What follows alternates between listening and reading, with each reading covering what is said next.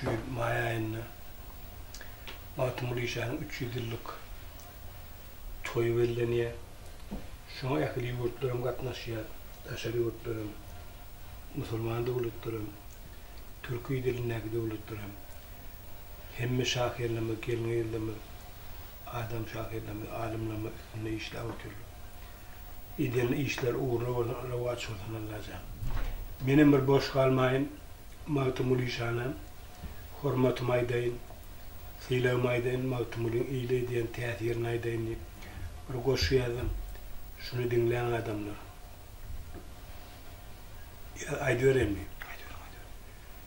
Sen gaflattan uyanırsın, okusun Matımlı'nı, son değirine dayanarsın, okusun Matımlı'nı, ak karanı selcerersin, kâ düşünmeyen alcırarsın, düşünürsün, ilcirersin, okusun Matımlı'nı.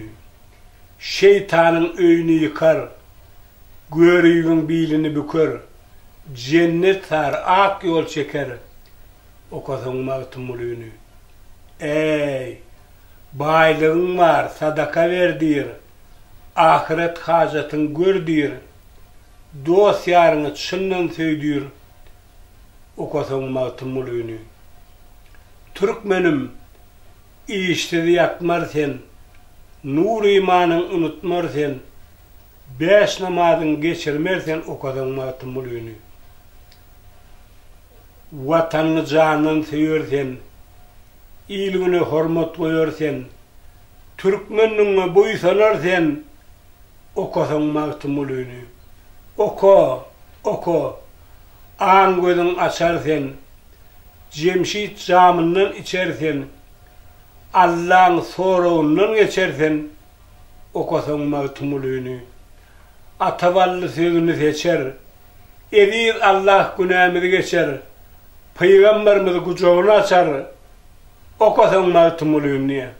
Yadigarlık olsun adamlar, Matımlı'ya koyun hürmet, doğanına koyun hürmet, inanı atanı silan. Allah Teala beş tane daha yerdeki lak koyundur, şu yeri yaratanına. Beş tane koyundur, şunu tapan adam hor olmaz diye.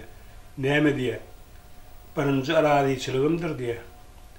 Aradiyçılığım nerede koyundur ne? Nerede koydun Allah Teala? İnan atan davanın aşağına koyundur, enesine atan aradiyeden adam o dünya bolacaktır cenneti diye. İkinci diye.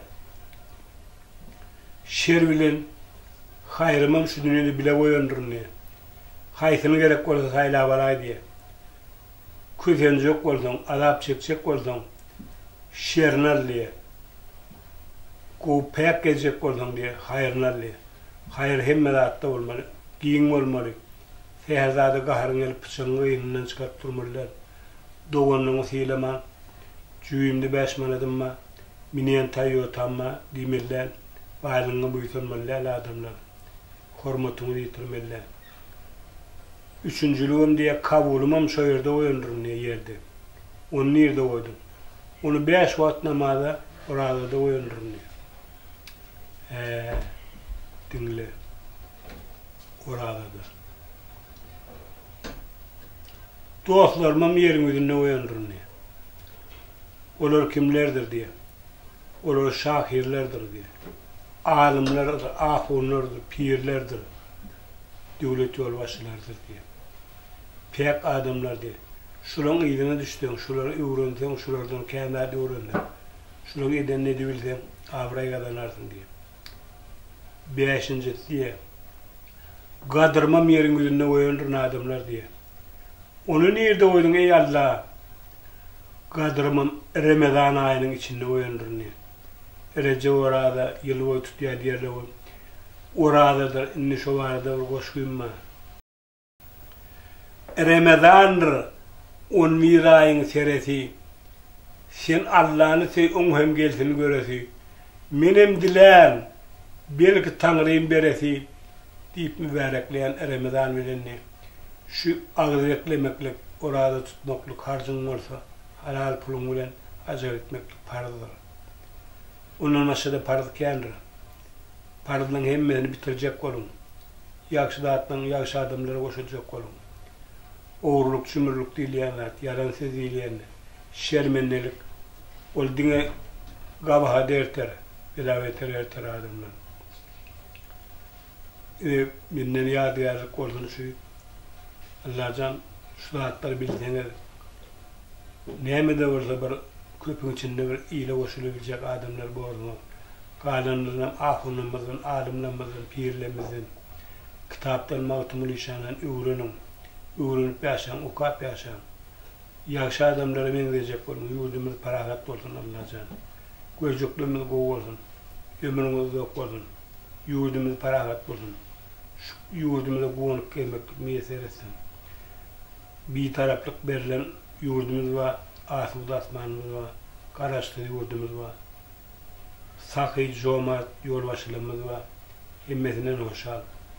Yöne doğru işleyen adamlar doğru işleyen, inilem ağalım, hemmene doğru işleyen, oğurluk etme, Allah Teala diye, min yanıma kulu hakkı bile geleymen günahını geçecek geldiğini, kulu hakkı demek işini eden adamın adabını vermektir. Yetimin hakkını yemektir, şu kul hakkıdır. Şu zatlardan eve varın. Baran baylar, mallarlar, eliniz açık olsun. Eliniz yolunuz açık olsun. Cömert olun. Bir kirlenmeyer, gurokçuluk oluyor, mahallar kırılıyor. Şu zatlar, dünyanın Allah Teala bir sinek koruyandır. Ben bir eşittim, yanıma geliyenden bir ettim. Atavallık haka dedi. Palanı bay dedi. Soradık kolun dedi. Huda yoluna sadaka vereyim. O ay bir oğlu aittim onu. Verecek ya onu ayak şahı verecek dedi. Aydan sana yağmasa verecek ya mı? Onunla yüzlep sürün kırılıp böyle. Ay kırılsa da aydan mı yağmasa verecek ya. Bunlardan bulman adamlar, cömert olun. Allah Teala sürüyün gerek o duruşunalar. Sadaka versen bir 10 tane 100 tane mal verirsen şungulen soğulur, Allah da hoş olur. Allah Teala hoş olur adamlar, Allah'ını hoş edin. Yine tanı unutmayın. Eğer ayalı seyredin, ayal eğerini seyredin. Perzentler, oğullar, beyler yine tanı seyredinler. Yüzümüz parahat olun. Vessalatu vesselamu Allahu Resulü Muhammeden ve aleyhi ve sahabe ecmaîn. Allahu Ekber ya Rabbil âlemin.